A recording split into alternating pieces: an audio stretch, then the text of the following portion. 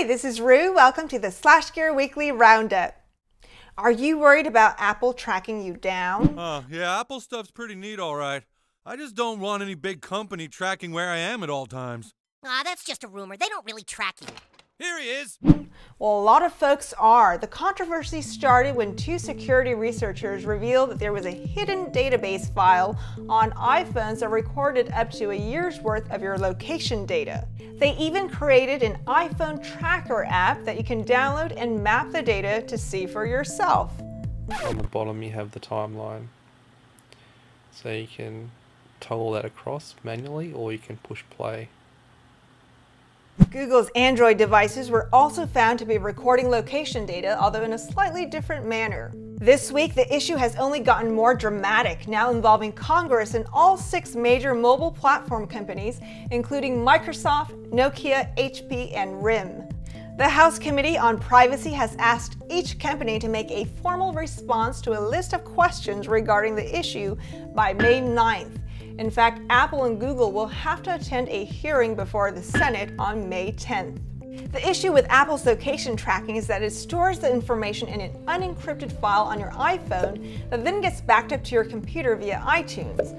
Folks are concerned that malicious apps could easily access this information. Although Apple initially denied tracking its users, they did admit that it was an oversight in their firmware that would be fixed in their next iOS update. Google, on the other hand, stores only a couple dozen of your most recent locations, but they transmit the data back to their servers at least several times an hour. And they attach a unique ID, although randomly selected, that could still be analyzed to determine particular individuals. And you betcha, lawyers are getting busy. Both Apple and Google have gotten hit with class action lawsuits. The Google suit demands monetary damages in excess of $50 million. But that's not nearly as bad as what Sony could be facing. Sony just got hit with a class action lawsuit for its PlayStation Network breach. Analysts are estimating that a worst-case scenario could cost the company $24 billion. Last week, we reported that the PSN was down and that Sony was still investigating the issue.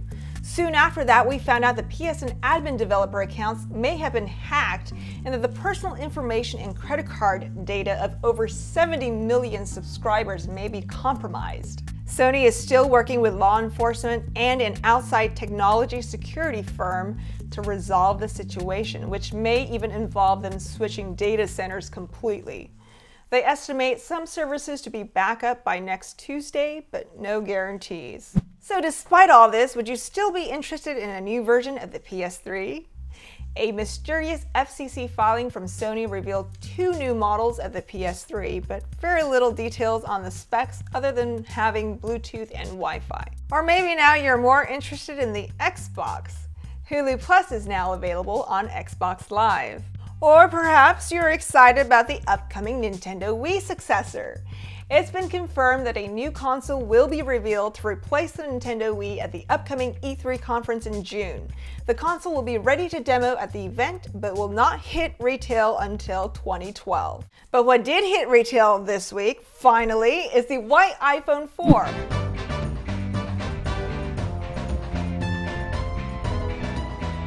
Turned out the white iPhone 4 is about 0.2 millimeters thicker than the black iPhone 4. Apple did say it was having issues with the white coating, which filtered light differently and required more protection of the internal components from sunlight. So maybe it was an extra coat of paint, thicker glass. Whatever it was, it took them 10 months to figure out, and now we have a white iPhone 4 that's just slightly thicker. It's certainly no big deal, except for the fact that some cases and accessories may not fit. And Sony apparently has no problems with thicker devices. They officially announced their first 2 Android tablets, the S1 and S2, which definitely appear bulkier than most tablets currently on the market. The S1 features a 9.4-inch touchscreen with a form that's reminiscent of an open magazine with its cover folded back, while the S2 takes the form of a clamshell that opens up to reveal 2 separate 5.5-inch touchscreens. Both will be powered by the Tegra 2 dual-core processor and be PlayStation certified, meaning they will have access to PlayStation 1 games as well as content from the PlayStation Suite. Samsung is really pushing the boundaries with their new Galaxy S2 smartphone, which measures only 8.49 millimeters thin, beating out the black iPhone 4, which measures 9.3 millimeters thin. If you recall, our own Chris Davies did an extreme unboxing for the device last week, and now he brings us the full in-depth review, so make sure to check that out on SlashGear.com. We also had several major product reviews and unboxings this week, including the Sony Ericsson Xperia Arc, Droid Charge, Droid Incredible 2, HTC Wildfire S, and the 55-inch Samsung D8000 3D Smart TV. Also be sure to enter our giveaways. Our giveaway for the Qualcomm and B-Square Mobile Development Platform Kit worth $1,350 ends May 2nd. To enter, simply like us on Facebook if you haven't already, and leave a comment ending with #MDP. And our giveaway for a 22-inch AOC Ear LED monitor ends May 4th. To enter that, also like us on Facebook and leave a comment with #EarMonitor. Thanks for watching. This is Rue with SlashGear. We'll see you next time.